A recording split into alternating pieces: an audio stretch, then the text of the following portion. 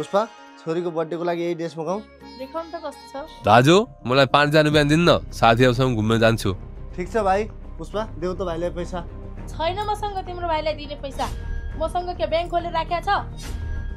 यो कस्तो कुरा गर्दैछौ पुष्पा? तिमी चुप लाग। कान्छा छैन हामीसँग पैसा। जाऊ तिमी अन्तै कतै व्यवस्था गर। हुन्छ भाउजू। पुष्पा तिमीले मेरो भाइसँग यस्तो बर्ताव किन गर्छौ? तिम्रो कारणले मबाट दुःख मानेर गयो। गए जान देऊ। मैले त सत्य कुरा भनेको। कसैलाई दुःख लाग्छ भने म के गरौँ? अरे पुष्पा ऊ मेरो भाइ हो, तिम्रो देवर हो।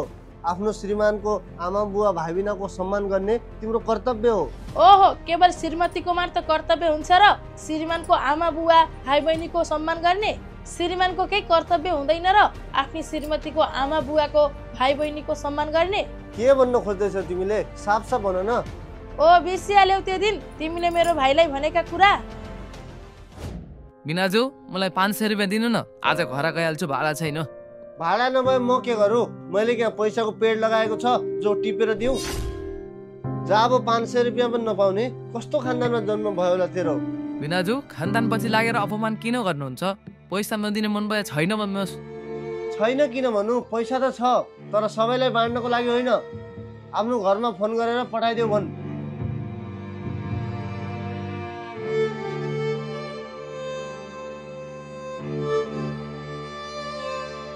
भाइ सुन्न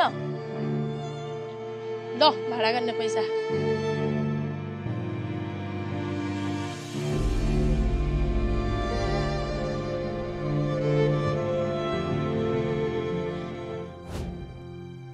त्यसैले मलाई आफ्नो परिवारको इज्जत गरेको हेर्न चाहनुहुन्छ भने मेरो नातेदार सबैको सम्मान गर्नुहोस्। श्रीमानको पनि कर्तव्य हुन्छ ससुरालीको सम्मान गर्ने, इज्जत गर्ने। एउटा महिलाले पहिली घरमा जस्तो दुःख परे पनि सहन सक्छ तर आफ्नो माइतीको बेइज्जत अपमान भएको कहिले सहन सक्दिन। सही भन्यो पुष्पा। मैले तिम्रो माइतीलाई कहिले आफ्नो सोचेन, सधैँ तल्लो नजरले हेरे। मलाई माफ गरिदेऊ। आजदेखि म तिम्रो माइतीको इज्जत गर्नेछु।